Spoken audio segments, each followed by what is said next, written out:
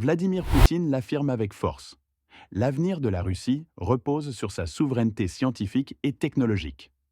Face aux défis internationaux, Moscou mise sur ses jeunes chercheurs pour garantir son indépendance et son leadership dans des secteurs stratégiques. Dans ce discours, le président russe s'adresse directement aux scientifiques de demain, mettant en avant l'importance de leurs travaux pour le développement du pays, sa sécurité et son influence mondiale. Il annonce également des mesures concrètes pour soutenir la recherche et l'innovation. Selon vous, la Russie peut-elle rivaliser avec les grandes puissances technologiques? Partagez votre avis en commentaire. Écoutons. À l'image des générations passées de scientifiques russes, des ingénieurs nucléaires et des pionniers de la conquête spatiale, vous les étudiants et doctorants d'aujourd'hui êtes appelés à relever des défis véritablement ambitieux, inspirants et d'une importance historique. La science et ses avancées sont des questions fondamentales pour la souveraineté et l'avenir de la Russie. Elles déterminent notre développement, notre sécurité et, ce qui est très important, la qualité de vie de nos citoyens. Les grandes découvertes scientifiques ouvrent toujours de nouvelles perspectives pour l'humanité, et je compte beaucoup sur votre engagement dans ce travail créatif et passionnant. En vous représentant, vous les lauréats d'aujourd'hui, je constate avec satisfaction que les jeunes scientifiques mettent leur talent et leur énergie au service des domaines du savoir où nous visons à atteindre une supériorité technologique et à nous hisser parmi les leaders mondiaux. L'ambition de leadership de nos jeunes chercheurs est une condition essentielle de la suprématie scientifique et technologique de la Russie. C'est un objectif que nous devons et allons poursuivre dans plusieurs domaines clés. Nous voulons que le pays tout entier, les générations montantes, connaissent vos réalisations et soient fiers de la science nationale. À cet égard, nous avons l'idée de créer une exposition spéciale au Centre national, Russie, afin que les visiteurs citoyens russes et invités étrangers puissent mieux découvrir les réussites de nos lauréats et les meilleurs projets de jeunes scientifiques russes. Nous allons utiliser ce modèle efficace de coopération entre la science et les entreprises dans la mise en œuvre des projets nationaux de leadership technologique. Avec les entreprises russes, nous mobiliserons les ressources nécessaires pour renforcer la base scientifique du développement technologique, et d'ici 2030, nous augmenterons les dépenses intérieures en recherche et développement à au moins 2% du PIB. Pour cela, vous avez l'essentiel, le soutien de vos mentors et de nos grandes écoles scientifiques. Mais surtout, vous avez votre talent, vos connaissances fondamentales et votre volonté de devenir des pionniers, d'aller de l'avant et de vous surpasser. Il est encourageant de constater que les lauréats d'aujourd'hui ne se contentent pas d'atteindre des sommets scientifiques, mais qu'ils construisent aussi de solides familles et élèvent des enfants. C'est un excellent soutien dans la vie en général, et pour réussir professionnellement en particulier. Je tiens également à souligner que les jeunes scientifiques sont déjà activement impliqués dans des projets appliqués du fonds, financés conjointement avec nos principales entreprises, comme Cibur, Airfarm, EFCO et d'autres. Ces entreprises soutiennent la recherche, agissent en tant que commanditaires technologiques et organisent sur leur site des tests de prototypes, tout en développant à temps les capacités de production pour le lancement commercial de nouveaux produits. Par décret du président de la Fédération de Russie, les prix en sciences et innovation pour les jeunes chercheurs de l'année 2024 ont été décernés. Et le titre honorifique de lauréat du prix présidentiel de la Fédération de Russie a été attribué.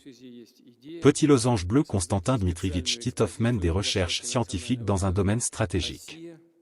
Il développe des systèmes et équipements de guerre électronique, contribuant ainsi significativement au renforcement des capacités de défense du pays. Avant de conclure, je voudrais attirer l'attention sur un autre point essentiel. Une équipe de jeunes scientifiques a proposé une technologie nationale innovante pour la fabrication de matériaux critiques destinés aux systèmes de communication et de navigation.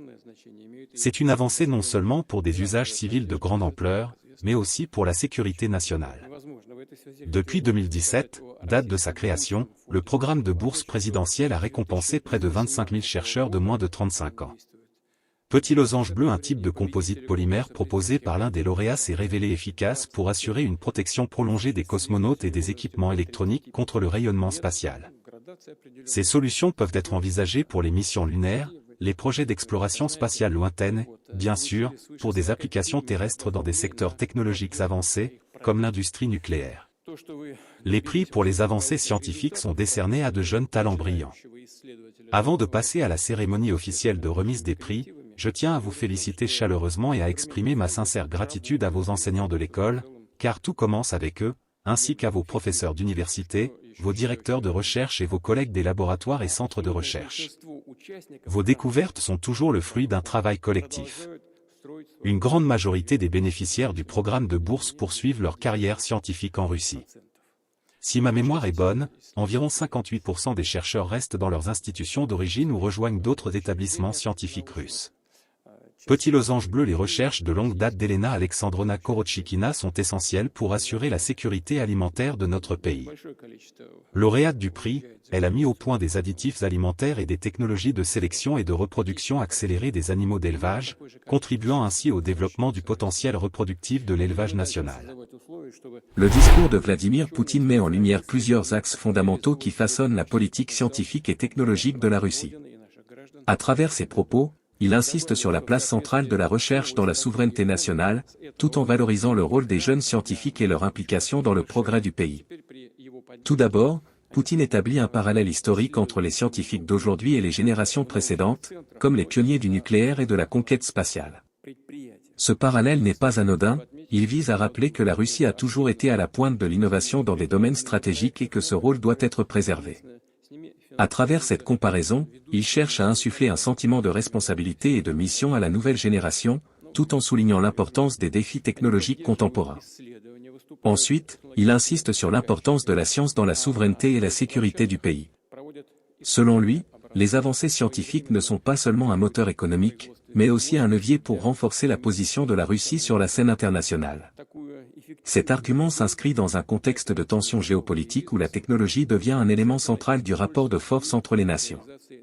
En augmentant les investissements dans la recherche et le développement, Moscou cherche à réduire sa dépendance vis-à-vis des puissances occidentales et à bâtir une industrie compétitive, notamment dans les secteurs stratégiques comme la défense, l'aérospatiale ou encore l'énergie. Dans cette optique, Poutine met en avant l'idée de créer une exposition permanente au sein du Centre national, Russie, dédié aux réalisations des jeunes chercheurs. Ce projet a une double fonction. D'une part, il vise à sensibiliser la population aux avancées scientifiques nationales, en valorisant les succès des chercheurs russes. D'autre part, il s'agit d'un outil diplomatique destiné à montrer aux visiteurs étrangers que la Russie est une puissance scientifique à part entière.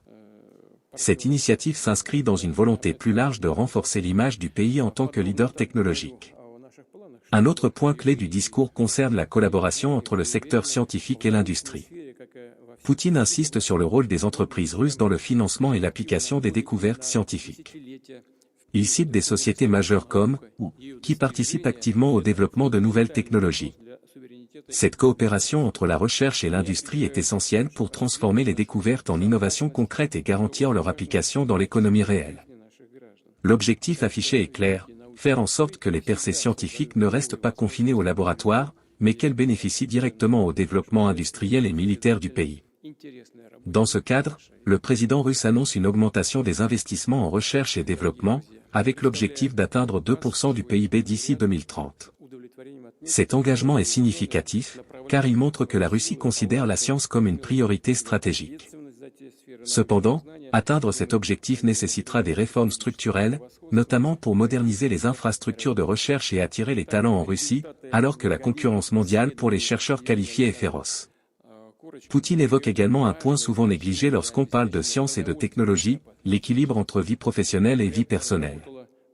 Il met en avant le fait que de nombreux jeunes scientifiques réussissent non seulement dans leur carrière, mais aussi dans leur vie familiale.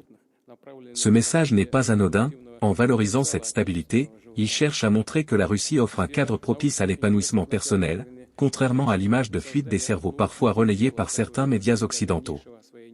Enfin, le discours se conclut sur plusieurs exemples concrets de percées scientifiques russes, notamment dans le domaine des matériaux composites et des biotechnologies. Il cite le travail de Konstantin Titov sur la guerre électronique, ainsi que celui d'Elena Korotchikina sur les additifs alimentaires et la reproduction animale.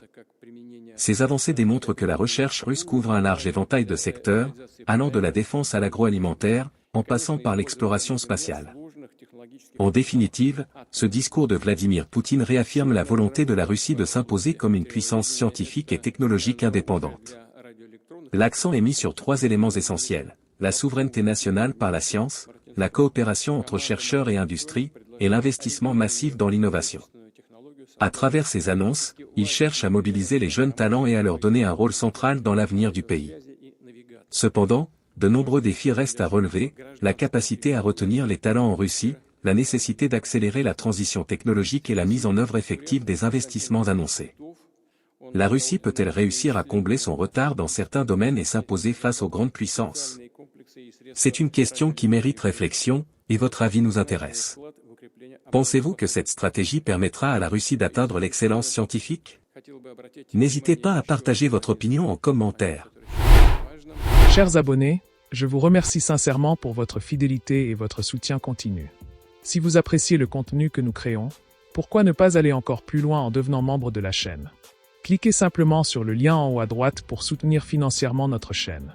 Votre adhésion nous permet de financer la production de nouveaux contenus passionnants et de toujours améliorer notre offre pour vous. Merci de faire partie de cette aventure.